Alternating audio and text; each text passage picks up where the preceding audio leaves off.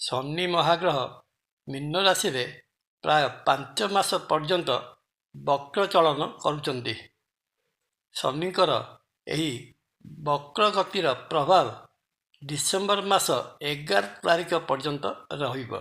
ସେହି କ୍ରମରେ ଆଜି ଜାଣିବା ରାଶିଚକ୍ରର ଦଶମ ରାଶି ତଥା ଶନି ମହାଗ୍ରହଙ୍କର ନିଜ ରାଶି ମକର ରାଶି ଉପରେ ଶନି ମହାଗ୍ରହଙ୍କର ବକ୍ର ଚଳନର କ'ଣ ପ୍ରଭାବ ପଡ଼ିବାକୁ ଯାଉଅଛି।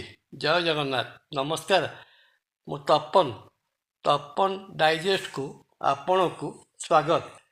ମକର ରାଶିର ତୃତୀୟ ଭାବ ମୀନ ରାଶିରେ ଶନିଙ୍କର ବକ୍ର ଗୋଚର ମକର ରାଶି ଜାତ ବ୍ୟକ୍ତିଙ୍କୁ ପରିଶ୍ରମର ପୂର୍ଣ୍ଣ ଫଳ ପ୍ରଦାନ କରିବ। ଚାକିରି କ୍ଷେତ୍ରରେ ରହିଥିବା ବ୍ୟକ୍ତିଙ୍କୁ ସେହିସବୁ କ୍ଷେତ୍ରରେ କିଛି ନୂଆ ଦାୟିତ୍ୱ ମିଳିବ ଏବଂ ନିଜ ପରାକ୍ରମରେ ସେହିସବୁ ଦାୟିତ୍ୱ ନିର୍ବାହ କରିବାରେ ମକର ରାଶିଜାତ ବ୍ୟକ୍ତି ସମ୍ପୂର୍ଣ୍ଣ ସଫଳ ହେବେ। ବାଣିଜ୍ୟ ବ୍ୟବସାୟ କ୍ଷେତ୍ରରେ ରହିଥିବା ବ୍ୟକ୍ତି ବେପାରରେ ପ୍ରତିଦ୍ୱନ୍ଦ୍ୱିତାର ସାମନା କରିବାକୁ ପଡ଼ିବ, କିନ୍ତୁ ବ୍ୟବସାୟିକ ପ୍ରତିଦ୍ୱନ୍ଦ୍ୱିତାରେ ସଫଳତା ସହଜରେ ପାଇପାରିବେ।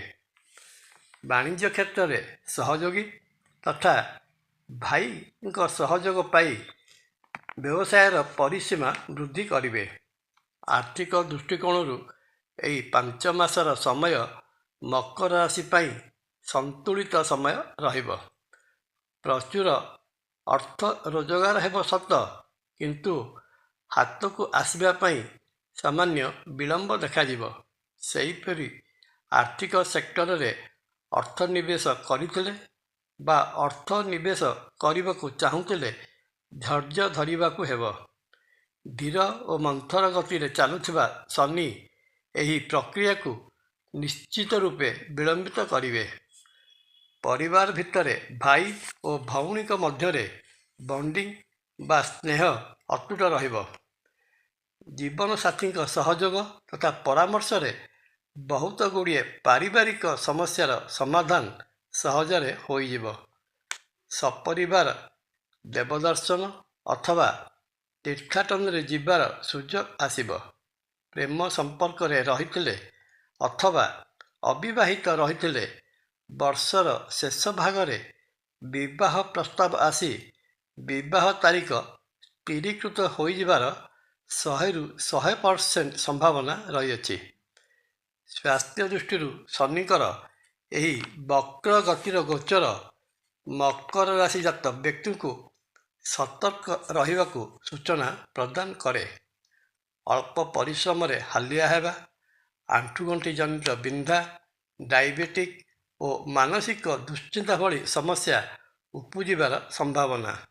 ସମୟ ସମୟରେ ମନ ମଧ୍ୟରେ ମୃତ୍ୟୁ ବିଷୟକ ଚିନ୍ତା ମଧ୍ୟ ଉଦ୍ରେକ ହେବାର ସମ୍ଭାବନା ରହିଅଛି। ମକର ରାଶି ଜାତ ବ୍ୟକ୍ତି ଶନି ମହାଗ୍ରହଙ୍କର ଏହି ବକ୍ର ଚଳନ ଅଥବା ଗୋଚରୀୟ ଫଳର ଦୁଷ୍ପ୍ରଭାବକୁ ଖଣ୍ଡନ କରିବା ନିମନ୍ତେ ପ୍ରତ୍ୟହ ହନୁମାନ ଚାଳିସା ପାଠ କରନ୍ତୁ। ଶ୍ରୀକ୍ଷେତ୍ର ପୁରୀରେ ବିରାଜିତ ମହାବିଷ୍ଣୁ ଶ୍ରୀ ଜଗନ୍ନାଥ ମହାପ୍ରଭୁଙ୍କୁ ଦର୍ଶନ କଲେ ମକର ରାଶି ଜାତ ବ୍ୟକ୍ତିଙ୍କର ରହିଥିବା ସମସ୍ତ ଦୋଷ ଖଣ୍ଡନ ହୋଇ ମନବାଞ୍ଛିତ ଫଳ ପ୍ରାପ୍ତ ହୋଇଥାଏ। ଜୟ ଜଗନ୍ନାଥ। ଭିଡ଼ିଓ ଭଲ ଲାଗିଲେ ଲାଇକ୍, କମେଣ୍ଟ ଓ ସେୟାର କରିବା ପାଇଁ ଅନୁରୋଧ। ନମସ୍କାର। ତପନ।